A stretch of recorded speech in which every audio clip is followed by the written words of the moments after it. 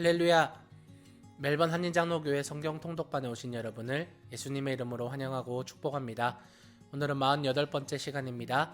갈라디아서에 대해서 알아보도록 하겠습니다.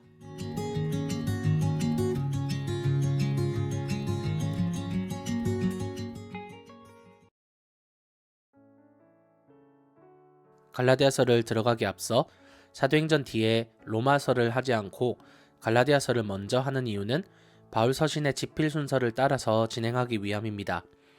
뒤에서도 설명드리겠지만 갈라디아서가 바울의 1차 전도 여행 시기에 집필되었고 가장 먼저 쓰여진 바울 서신으로 추정하기 때문에 갈라디아서를 먼저 다루고자 합니다. 갈라디아서의 헬라어 제목은 프로스 갈라타스인데 이는 갈라디아 사람들에게 라는 뜻입니다. 제목에서 보여지듯이 갈라디아에 사는 성도들에게 보내는 편지라고 추측할 수 있겠습니다. 영어 명칭은 갈라티안스, 한국어는 갈라디아서라고 번역하였습니다. 이 책의 저자는 바울입니다. 갈라디아서는 갈라디아 지역의 교회들 혹은 그리스도인들에게 보낸 편지입니다. 그런데 이 갈라디아서를 받은 갈라디아 지역이 어디인지를 두고 북갈라디아설과 남갈라디아설로 나뉘어서 신학적으로 논의 중입니다. 이 지역의 차이가 저작 시기를 추정하는 데 영향을 주기는 하지만 갈라디아서를 해석함에 있어서 큰 영향을 주는 것은 아닙니다.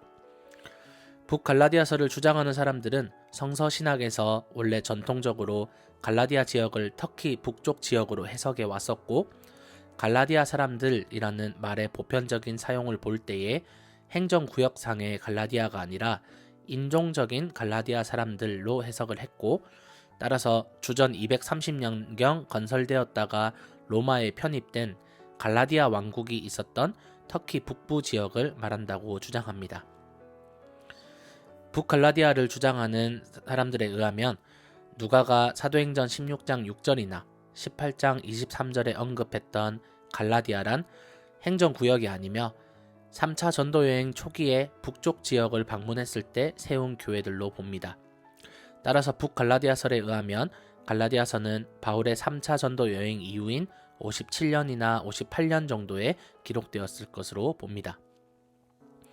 하지만 19세기 이후 현대 신학은 남갈라디아서를 지지하는 편입니다.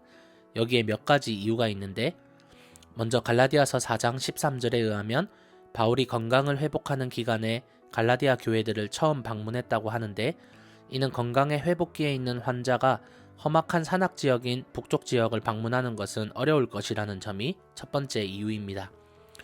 둘째로 바울은 자기가 세운 교회들을 언급할 때 보통은 교회가 위치해 있는 행정구역의 명칭들을 사용하였으므로 갈라디아 사람들이라는 말은 그 행정구역에 속해 있는 교회의 사람들을 의미한다고 볼 수 있습니다. 따라서 로마 행정구역상 갈라디아 지역인 터키 남부를 의미합니다. 셋째로 갈라디아서에서는 바나바의 이름이 언급이 되는데 이는 편지를 받아보는 갈라디아 교인들이 이미 바나바의 존재를 알고 있다는 것을 전제로 합니다. 바울과 바나바는 2차 여행 때 마가를 데리고 가느냐 마느냐의 문제로 헤어지게 됩니다. 바울과 바나바가 함께한 여행은 1차 여행 때이며 터키 북부 지역은 바울이 2차 여행 때 방문한 지역이므로 갈라디아는 터키 남부를 의미하는 것이 맞다는 지적입니다. 넷째로 바울의 고향 다소에서 연결되어 있는 대로는 다 터키 남부와 연결되었다라는 점을 들 수 있고요. 다섯째로 갈라디아서에서 주요한 논쟁점은 바로 율법주의로 인한 다른 복음에 대한 것인데 갈라디아서가 예루살렘 공의회가 복음과 율법에 대해서 정리했던 사도행전 15장 이후의 기록으로 본다면 구원과 관련해 복음과 율법에 대해 합의한 후에도 이 합의한 내용을 따르지 않고 분쟁을 일으킨 것이 됩니다. 이런 중요한 합의를 한 후 그러한 큰 논쟁이 있었다면 사도행전에 당연히 교회 분쟁으로 기록이 되었을 것으로 보기 때문에 갈라디아 교회의 논쟁은 사도행전 15장 이후의 내용이 아니라 이전의 내용이었을 것이라고 남갈라디아설은 보고 있습니다. 따라서 남갈라디아설에 따르면 저작 시기는 사도행전 15장 예루살렘 공의회가 있기 전인 45년에서 49년 사이로 보고 있습니다. 갈라디아 교회는 바울이 교회를 세우고 다녀간 지 얼마 지나지 않아 믿음으로 의롭게 되며 구원받는다라는 진리를 버리고 다른 복음이라고 설명되는 율법주의에 빠져 미혹된 상태였습니다. 당시 교사들은 그리스도를 믿더라도 율법을 지키며 할례를 받아야만 구원을 얻을 수 있다는 주장을 했고, 그들은 이러한 자신들의 주장을 합리화하기 위해 바울의 사도권을 부인하고 공격하기도 했습니다.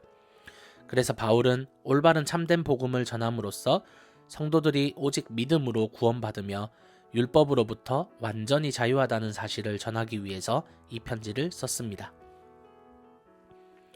앞으로 신약 성경의 서신서들을 살펴볼 텐데, 고대의 편지 양식은 대부분 이러한 구성을 따릅니다. 서론에서는 이 글을 쓰는 발신자, 그리고 이 글을 읽는 수신자, 그리고 안부인사, 감사인사 등을 밝히는데, 갈라디아서에서는 1절에서 하나님이 임명함으로써 사도된 바울이 라고 밝히고, 2절에서 갈라디아에 있는 여러 교회에 라고 수신자들을 밝히고 있으며, 3절에서 그리스도께서 내려주시는 은혜와 평화가 여러분에게 있기를 빕니다 라고 안부 인사를 하고 있습니다. 그리고 보통은 원래 감사 인사를 합니다. 고린도 전서를 보면 여러분의 일로 언제나 하나님께 감사를 드립니다. 에베소서에는 여러분의 믿음과 사랑을 듣고 끊임없이 감사를 드리고 있습니다 라고 감사 인사를 덧붙이는데, 갈라디아서에서는 감사 인사가 없이 바로 본론으로 들어갑니다.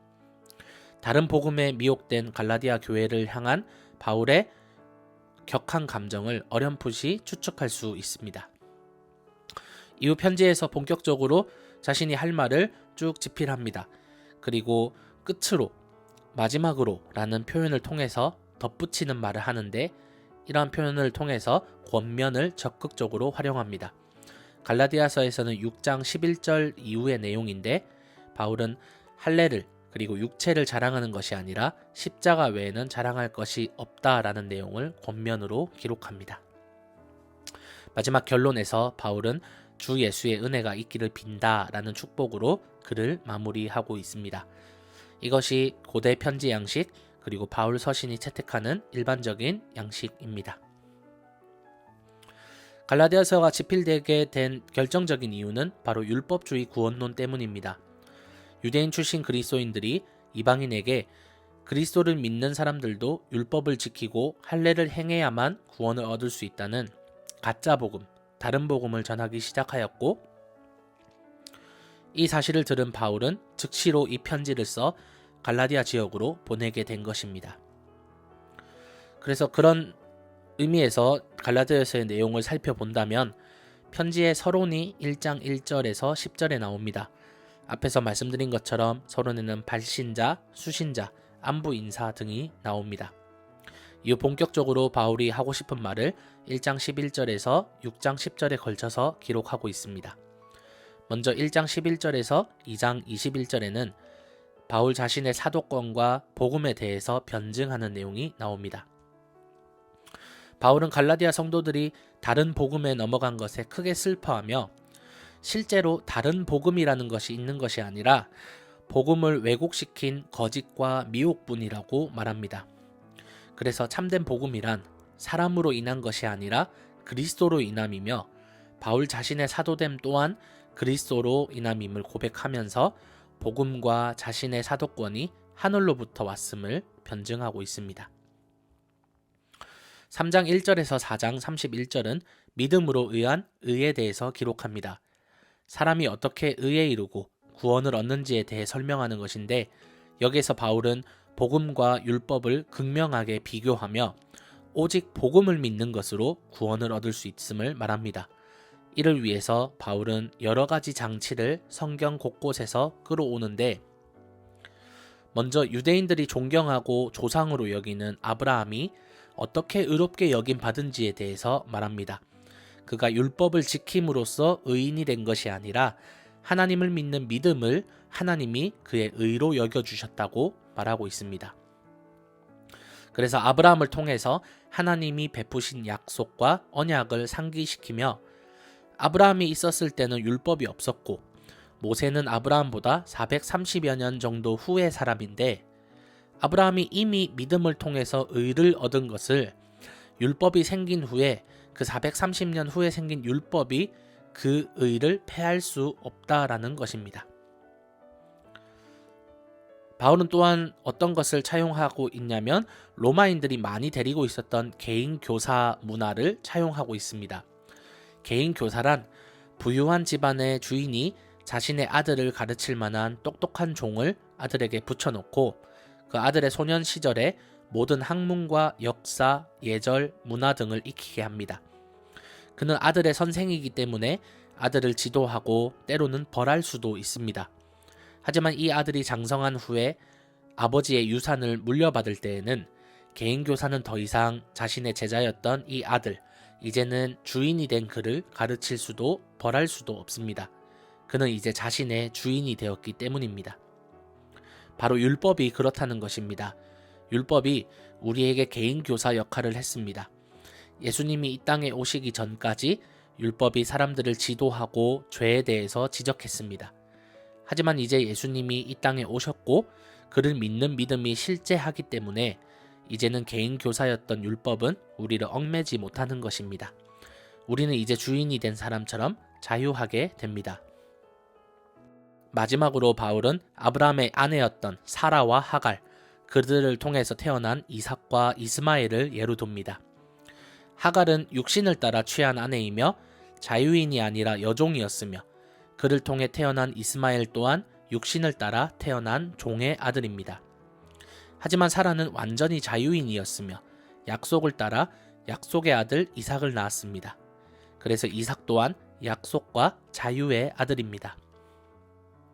여기에서 하갈은 율법을 의미하며 사라는 복음을 의미한다고 바울은 4장에서 밝히고 있는데 우리는 믿음으로 아브라함의 자손이며 또한 이삭과 같이 약속의 자녀들이 됩니다. 바울은 이런 장치들을 사용해 믿음으로 의한 의에 대해서 설명하고 있습니다. 마지막으로 본론에서 바울은요, 의롭고 자유로운 삶에 대해서 가르칩니다.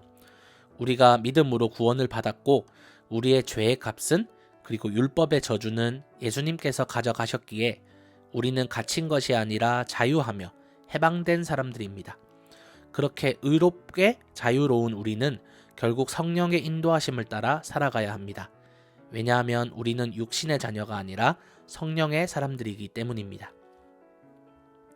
따라서 갈라디아서에서 논의되는 신학적 주제들을 정리를 해보자면 사람은 율법이 아니라 그리스도를 믿는 믿음으로만 의롭다고 여김받습니다.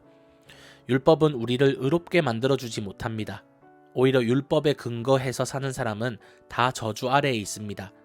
하지만 그리스도께서 우리를 위해 그 저주를 가져가셔서 자신이 저주받은 사람이 되셔서 우리를 율법의 저주로부터 해방시켜 주셨습니다. 그로 인해 새 생명을 얻은 우리는 성령으로 새로운 삶을 얻었기에 성령이 인도해 주심을 따라 살아가야 하는 것입니다. 오늘은 이렇게 갈라디아서에 대해서 알아보았습니다. 갈라디아서는 성경의 그 어떤 책보다 복음에 대한 진리를 정확하게 담고 있는 책입니다. 바울은 사람이 구원을 어떻게 얻을 수 있는가에 대한 그 질문에 대해서 유대인들이 전통적으로 생각했던 율법을 지킴으로써 의에 이르고 구원에 이른다는 율법주의 구원관을 다루면서 그 한계에 대해서 지적하며 오직 복음과 또한 그 복음을 믿는 믿음으로 우리가 의롭게 되며 구원을 얻는다라는 그 진리를 선포하고 있습니다. 이 갈라디아서를 읽으시면서 여러분의 믿음이 더욱더 굳건하여지며 의에 이르고 구원에 이르는 믿음을 소유하시는 여러분이 되시기를 소망합니다. God is good all the time and He is with us all the time.